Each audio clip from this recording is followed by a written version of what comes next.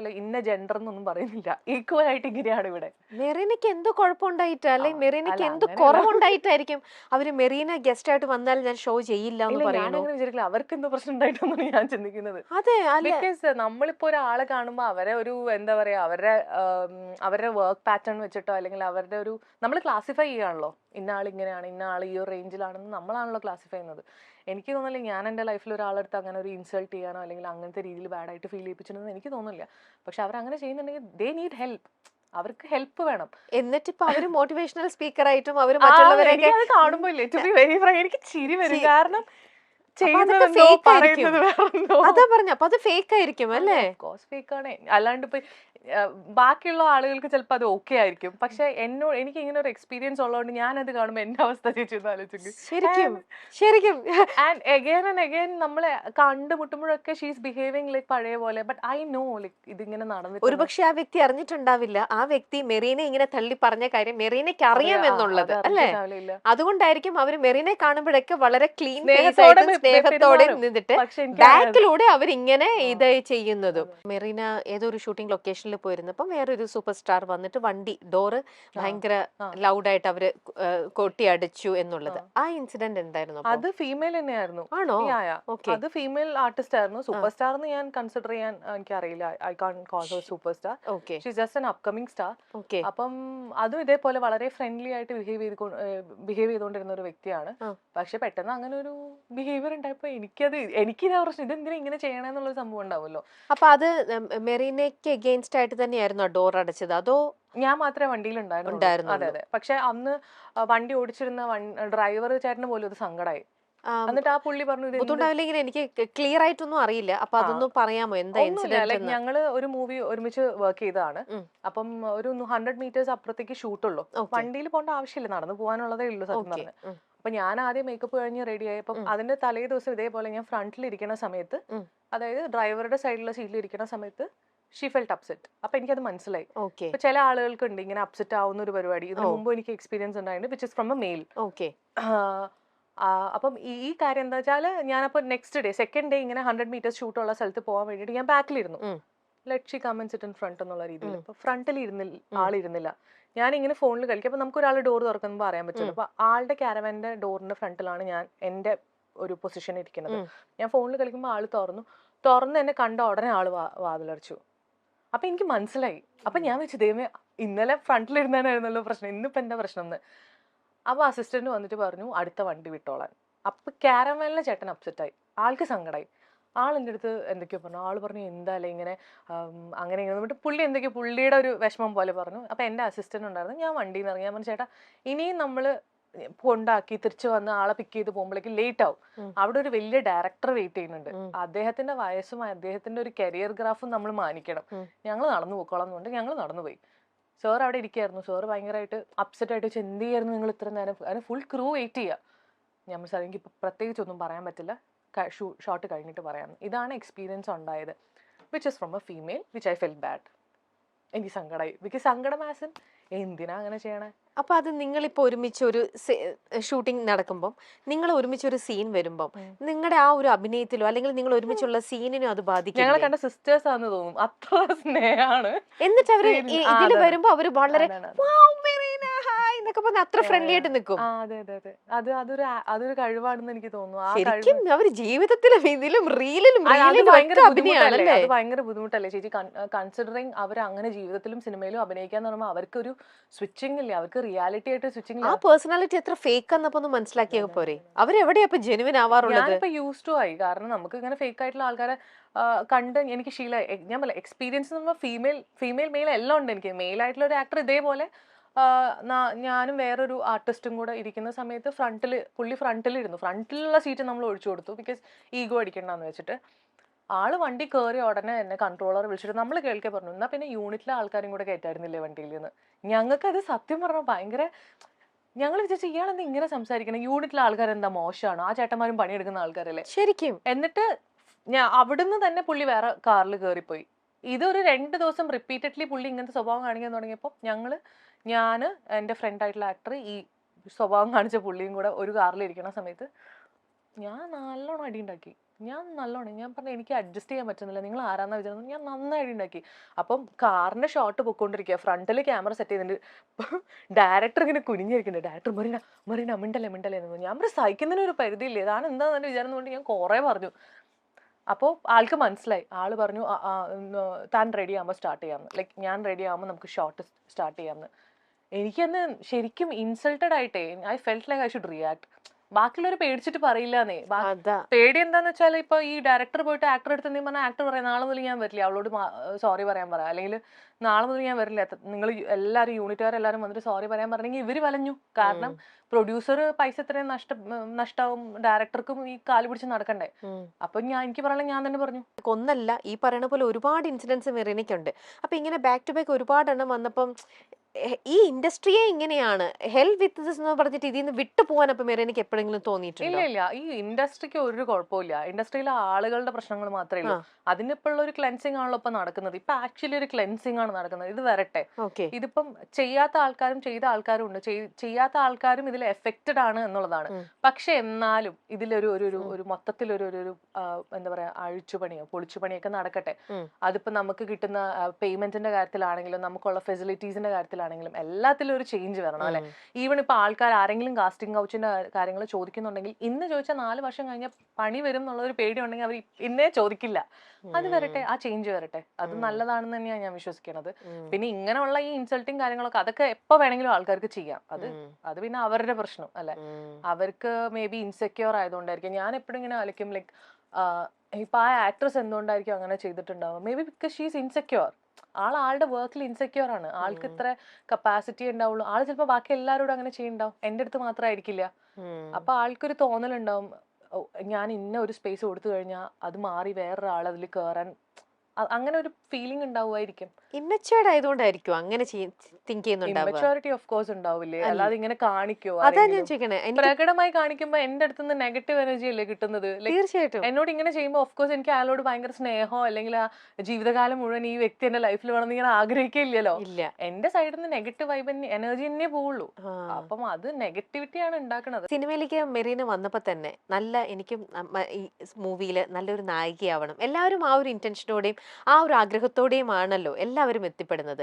മെറീനയുടെ തുടക്ക സമയത്താണേ പോലും അങ്ങനെ വന്നു കഴിഞ്ഞപ്പോൾ ഇപ്പം നമ്മളിപ്പം കേൾക്കുന്ന തരത്തിലുള്ള ഒരു മിസ്ബിഹേവിയർ, അത് ഡയറക്ടറിന്റെ ഭാഗത്തു നിന്നാണെങ്കിലോ പ്രൊഡ്യൂസറിന്റെ ഭാഗത്തുനിന്നോ ആരുടെയെങ്കിലും ആക്ടേഴ്സിന്റെ ഭാഗത്തുനിന്നോ മെറീന എന്തെങ്കിലും ഫീൽ ചെയ്തിട്ടുണ്ടോ? ആളുകൾ നമ്മളെടുത്ത് ചോദിക്കുന്ന ഒരു കാര്യമാണ്, നിങ്ങൾക്ക് ഒരു ബാഡ് എക്സ്പീരിയൻസ് ഉണ്ട്, അപ്പോൾ ഒരാൾ നിങ്ങളെ കയറി പിടിച്ചു, നിങ്ങൾ എന്തുകൊണ്ട് അടിക്കുന്നില്ല, നിങ്ങൾ എന്തുകൊണ്ട് ഇങ്ങനെ ചെയ്യുന്നില്ല എന്ന്. ഞാൻ വളരെ ഒരു പ്രൈവറ്റ് സ്പേസിലോ അല്ലെങ്കിൽ ഒരു ക്ലോസ് സർക്കിളിലോ എത്തിപ്പെടുന്നത് എനിക്ക് അത്രയും വേണ്ടപ്പെട്ട ആൾക്കാരുടെ കൂടെ ആയിരിക്കും. ഇപ്പം ഞാൻ എൻ്റെ ഒരു ചേച്ചീനെ പോലെ കാണുന്ന ആള് അല്ലെങ്കിൽ ഒരു ബ്രദറിനെ പോലെ കാണുന്ന ഒരാള്, എനിക്ക് അത്രയും പരിചയമുള്ള ഒരാള്, ഈ പറഞ്ഞ പോലെ ഒരു ഫ്രണ്ട്ഷിപ്പ് ഒക്കെ മെയിൻറ്റെയിൻ ചെയ്ത് പോകുന്ന ആള് ചിലപ്പോൾ ഒരു സ്പേസിലെത്തുമ്പോൾ, ഒരു പ്രൈവറ്റ് സ്പേസിലെത്തുമ്പോഴായിരിക്കും ചിലപ്പോൾ എൻ്റെ അടുത്ത് മിസ്ബിഹേവ് ചെയ്യുക.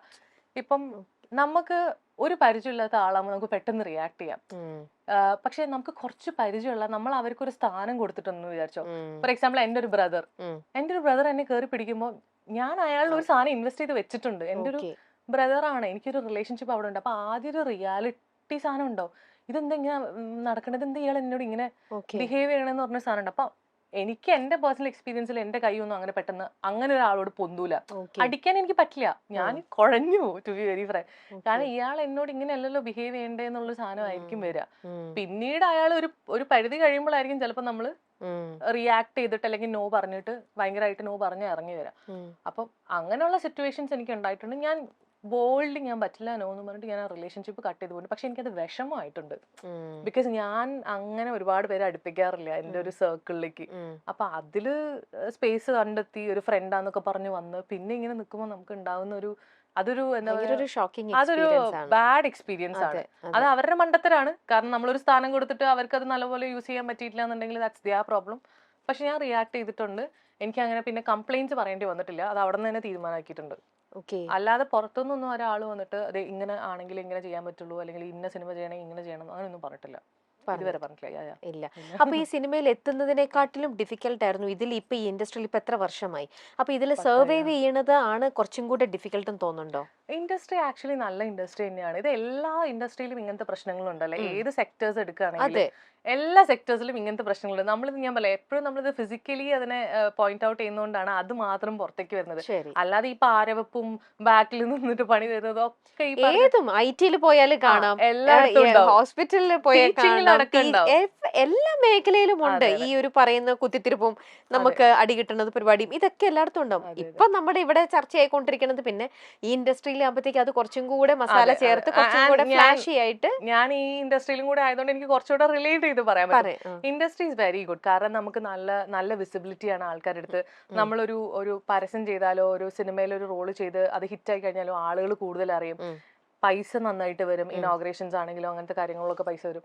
പക്ഷെ ഇതിന്റെ ഇടയിലുള്ള ഈ തൊഴിൽ നിഷേധം എന്ന് പറഞ്ഞ കാര്യം അതാണ് മെയിൻ പ്രശ്നം. അതായത് ജോലി തരണമെങ്കിൽ ഇങ്ങനെ ചെയ്യണം എന്ന് പറയണതും ഇത് കാരണം ജോലി ഇല്ല എന്നൊക്കെ പറഞ്ഞ് നമ്മൾ ഈ ആൾക്കാരുടെ പണി മുടക്കുന്നത് തന്നെയാണ് മെയിൻ കാര്യം എന്നാണ് എനിക്ക് തോന്നുന്നത്. അത് എല്ലാ ഇൻഡസ്ട്രിയിലും ഉണ്ടെന്ന് ഞാൻ വിശ്വസിക്കുന്ന ഒരാളാണ്. ആൻഡ് ഞാൻ പറഞ്ഞത് ഇതൊരു ബ്യൂട്ടിഫുൾ ഇൻഡസ്ട്രിയാണ്. നമ്മളൊരു ആർട്ടല്ലേ ഉണ്ടാക്കുന്നത്. എന്ത് നമ്മൾ ചെയ്യണം. ഒരു സാധനം പെയിന്റ് ചെയ്താൽ നമ്മൾ വിറ്റ് ഒരാൾ ഇട്ട് കാണുമ്പോൾ നമുക്ക് അതിനൊരു സന്തോഷം ഉണ്ടാവില്ല. അതുപോലെയല്ലേ സിനിമയും. നമ്മളെല്ലാവരും ഗ്രൂപ്പായിട്ട് ചെയ്യുന്നതാണ്.